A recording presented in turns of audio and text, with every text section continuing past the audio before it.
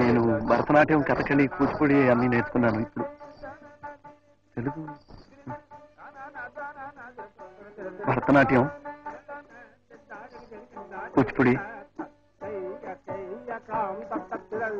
కథకళి అన్ని నేర్చుకున్నాను. ఇప్పుడు కథకు నేర్చుకోవాలనుంది. నా దగ్గర